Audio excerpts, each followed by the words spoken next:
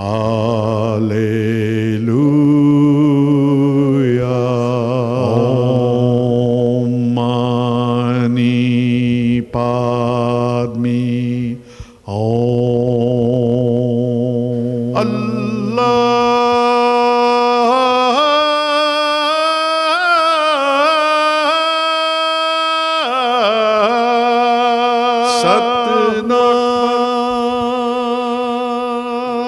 Welcome.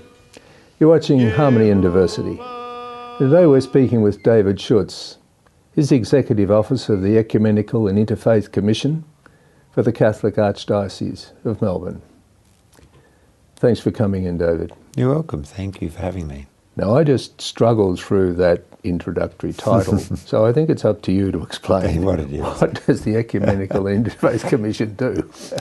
There are two parts to the name of the commission, which is a commission of the Archdiocese of Melbourne. Mm-hmm. The one is ecumenical, that is built on a Greek word meaning household, and oikos. It's about our relationship with the household of God. In other words, all Christians, not just Catholic Christians. Right. The main aim of ecumenism is to seek full visible unity of all baptized Christians. Mm-hmm. The other, interfaith, often the methodology is very similar, but the people with whom we do it is different, is our dialogue and relationship with people of other non-Christian religions. Right. So we don't normally just simply blanket term everybody non-Christian. There are quite specifically Jews and Muslims and Buddhists and Hindus and Sikhs and Baha'i. However they are, and there's many of them represented in our community today, it's our relationship as Catholic Christians with other believers in God who are not Christian. So that's the interfaith side of things. Right. Yeah. So that would engage, like the ecumenical part, would be certain activities. What would that look like? In fact, the activities often end up being the same. Right. Opportunities to talk, opportunities to cooperate in things together, opportunities to study and learn together, opportunities to build bonds of friendship across community lines. Right. It's just that in ecumenism, our aim is quite clearly we are seeking unity with one another, whereas they aim in interreligious dialogue is more of one of, as the title of this program is, living in harmony with the diversity that we have in our community. Okay. And without wanting to learn internal issues, but how well does that work? Is it a big... Well, put it this way, I think I've got a job for life. Right. Yes, I'm sure. Yes. It's more a question of living a vision than reaching a goal. But I've been in this role for 15 years. Right. The commission itself was established simply to do ecumenism after the Second Vatican Council in 1967 by Archbishop Knox. Right. So we've been going a long time, but in the 15 years I've been working in the area, what I've noticed is that in Melbourne we've built up a very good network of people who know and trust one another across community lines. It's a usual thing for Melburnians and Sydney-siders to compare one another, but I do sometimes think we have built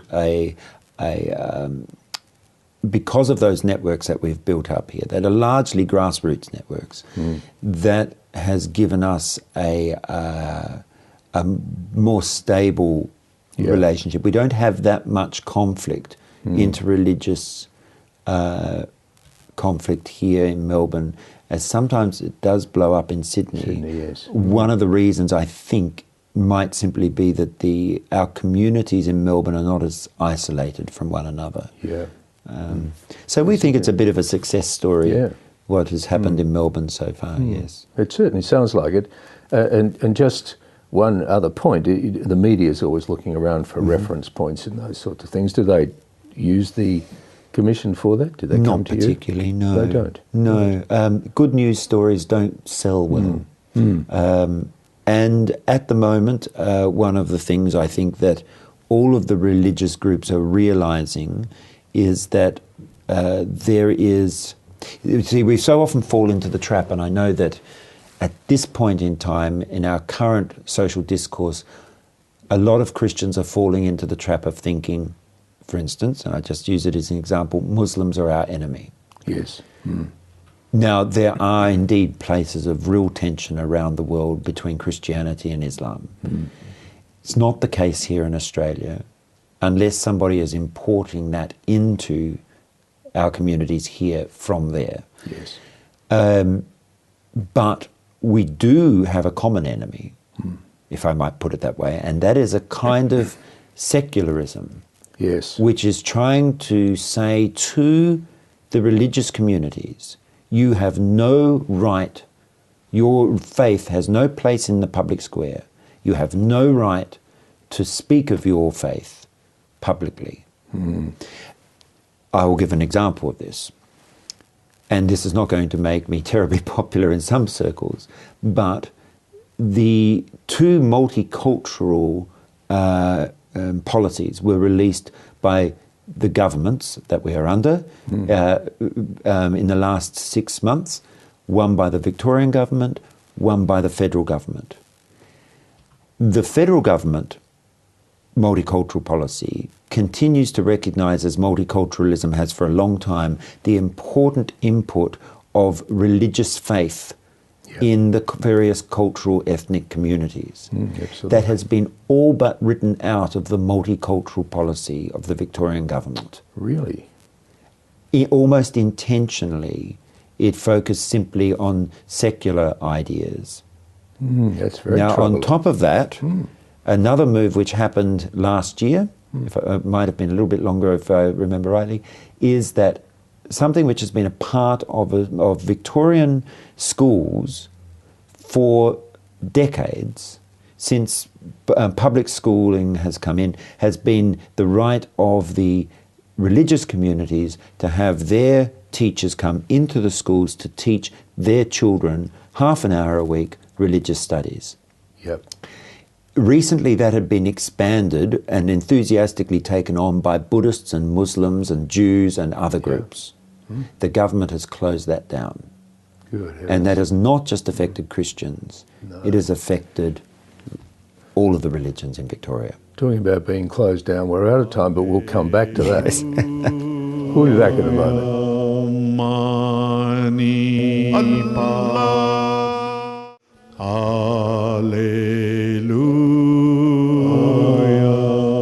Mani Welcome back. We're speaking with David Schutz, Ecumenical Interfaith Commission. We were just speaking about the way in which the Victorian legislation removes the significance of religion in interfaith, or not in interfaith, but in inter-community activities. That's a lot of those communities are built around religion, ancient religion. Yes.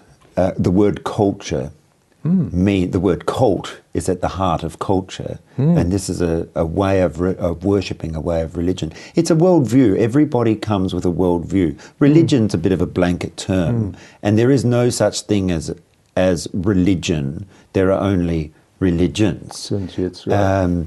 But religions themselves are just, again, worldviews within our society, and everyone has a worldview. Anyone who claims they don't have a worldview is not telling the truth. And to say of any particular worldview that's not valid in the public discourse of our community is, in a sense, a little bit lazy, because you're saying, I'm not going to engage with that. And so I've come across, let's just take as an example the current debate in euthanasia. I have regularly come across people who said, but you're religious, your arguments are religious, therefore I don't have to pay any attention to you, I don't have to engage with what you have to say. What would be the foundation for them saying that? Is it that they have a problem with God? They do have a problem with God. Right. Yes, that's absolutely it. And so if somebody, I don't have to be talking about God for them to say, you are a religious person and therefore you are invalid. I had an interesting conversation in that place of great public discourse, Twitter, recently, with somebody who basically said this to me. And I said, well, look, my arguments against euthanasia, none of them are religious. And I ran very quickly 8 arguments past him. I could run them past you at the moment if I wanted to try them. Well, why not? Why not? Okay, let's see if I can do the 8. We'll see how far we go. First one is that I basically come from a position of the common good and human flourishing and what is good for the whole of society and not just for individuals within it. The second one is that, to quote G.K. Chesterton, I might have a right to do something, but that doesn't always make it right to do. The next one would be the question of whether we care for somebody by killing them. Killing is not caring. The fourth I would come to would be how do we then view the medical practice? What happens to our trust in the practice of doctors and nurses when part of their role is to kill people rather than to cure them? While we're talking about that, killing is not a cure either. Then we come to the question of palliative care. Interestingly, this is another thing that I will refer to our Victorian government once again, had an end-of-life inquiry, out of which 49 recommendations came, 48 to do with palliative care, 1 to do with euthanasia, and which is the one they're now concentrating on entirely is the last one. But where you have euthanasia, it is a marked effect throughout the world that resources are taken away from palliative care. Yes. When we're talking about palliative care then, the words that are being used at the moment by is voluntary assisted dying, which used to be the way we describe palliative care. Oh, yes. And now they have stolen a name from that to talk about voluntary assisted suicide. Yes. While we're on the mention of suicide, we have a society which is working very hard through various means to discourage and to work against what is an underreported, and for good reasons, underreported scourge of our society, which is suicide, especially of young men. But here we are actually moving towards publicly endorsing suicide as a way of solving a problem. Yes. That is such a mixed message, and it's going to be very hard for the government to maintain that suicide is wrong in this circumstance when we're defending it as a right in this circumstance. Yes, indeed. Coming back to palliative care, and now bringing my multi-faith hat on, I've heard from leaders of palliative care in hospitals that ethnic communities, Buddhist, Hindu, Indian, Chinese especially, deep suspicion of palliative care in hospitals already, because already they think they are places where we kill people. Right. And this is only going to reinforce that idea and in fact make it true. Yes, that's right. Yes. So look, I'm up to 9 there, so I must have renumbered them somehow. Now, I'd like to know, where was the religious argument in that? It's not a religious argument. It's an argument about the common good. Once we define a category of people within our society that it is allowable to kill, it is not safe for anybody. No. Well, it's not safe for anyone in other ways in society too, because as you picked up on suicide, you'll be aware, I'm sure familiar with the statistics which came out, that there's, I think it's 8 people a day kill themselves. Now that was on old statistics, and majority of them are men between the age of 40 and 45, who are obviously troubled by something. And if they're as you make the point, if they're in a society where suicide is actually administered legally, in hospital, the whole issue of suicide, the significance of it diminishes. Yeah, and so one of the difficulties, like Margaret Somerville, Professor Margaret Somerville, who's been speaking in this area a little, has pointed out that the people most likely to want and would most likely to utilise euthanasia laws are often men who are have all their life had some control over their life, a sense of control, and a sense of, I'm an individual and I can determine my own future. Then they find themselves in a situation where the reality of death or of suffering or of pain takes away that control from them. Control. We're out of time. You just reminded me of that get word. back to control. We'll be back in a moment.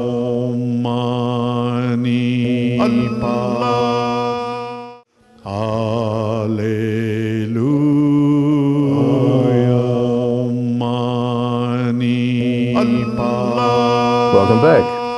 You're watching Harmony in Diversity, and we're speaking with David Schutz from the Catholic Ecumenical Interfaith Commission. And we're going very interestingly through the whole issue of euthanasia, and we're talking about the individual. What about the individual and societal interfaces? Yes, it's something that has been concerning me more and more about the way we discuss a lot of issues.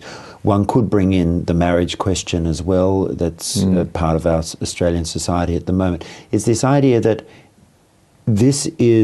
I'm just talking about me, it's my decision, you don't have a right to stand in the road of what I want.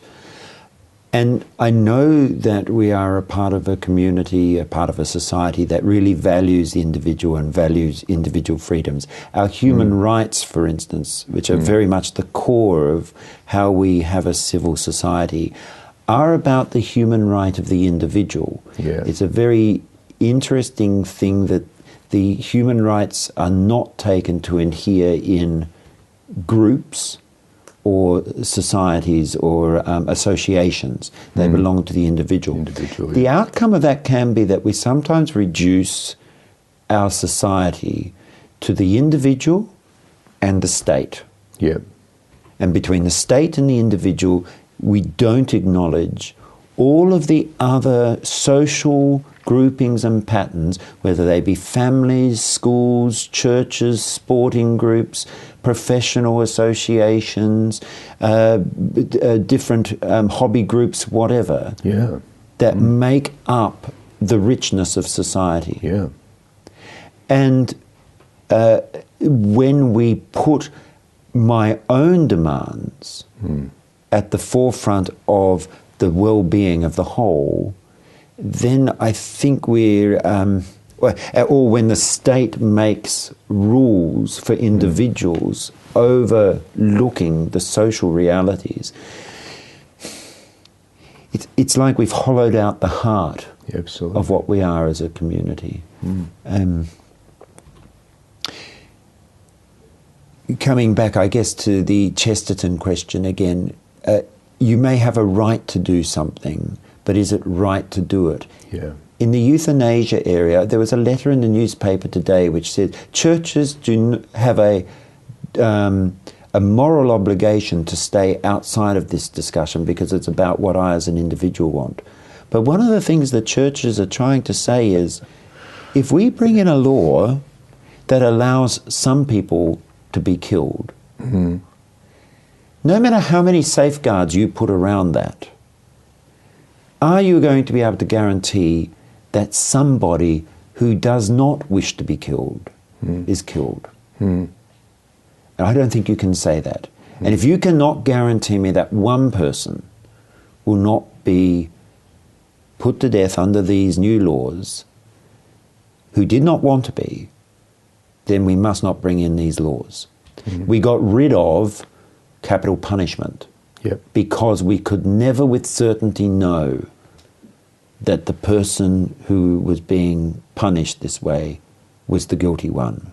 We don't know what was, even if we, whatever, because of the possibility of a mistake, because one person who is innocent may be killed, we don't do it.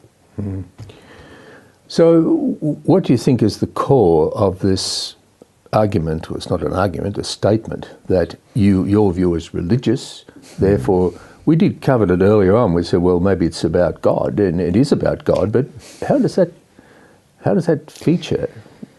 Why should, because you may have that perspective, you should be unable to speak? We value our freedom Part of belonging to a community is knowing that I have to give up some freedoms. Living with the knowledge of being a creature under a creator is also having to realize to give up some control and to acknowledge somebody else is in control of my life, not me. Yes. Now, other things come in to their questions of trust, questions of fear. I think there's a lot of fear surrounding the question of death. Maybe one reason why religious people are a bit more comfortable with death and talking about death is because there tends to be a trust that although we don't know, we may not have complete knowledge about what this mystery is, we trust God as He leads us into it. Now, I would never make that an argument in the public square about of course not. No. pro or euthanasia, but it's the way I would not feel that same fear in their face. And there's the sanctity of human life issue comes into it too as well. Sanctity of human life, image of God. These are indeed religious ideas and understandings. One thing that puzzles me is that most people you talk to, whether they're religious or not religious, will agree that there is something special about a human being. We take our pets to the vet and have them put down when they have reached a point of suffering that we say, now it's time for dying. Now, I'm not entirely comfortable with that. I don't know if any pet owner has ever been entirely comfortable with doing that. If we could afford to, if we had the time to, we would look after those animals until they died in our laps. Exactly. But we don't because we can't afford to. It would take too much time. It would take too much care. And I think that's a bit enlightening about what happens in that area. And the veterinarians, because of the culture, don't encourage it anyway. No, when I took my cat in with advanced kidney failure, I said, I think it's her time, and they did try to talk me out of it. And I made the economic decision that the treatments they were suggesting. So I hated to think that our euthanasia argument is an economic argument. We're getting to the end of time, and this is a deep subject. So can we carry on next week? Please. And we can talk about that. And I believe you also have some sort of a walking thing you want to Yes, I have about. A walking thing I'd love to talk about. Okay. That is correct. Thanks very much, David. You've been watching Harmony and Diversity, and we will be back next week, and we're speaking with David Schutz. Thanks for watching, and bye for now. Baha'u'llah,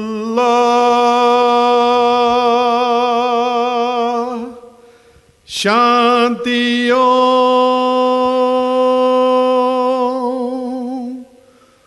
Allahu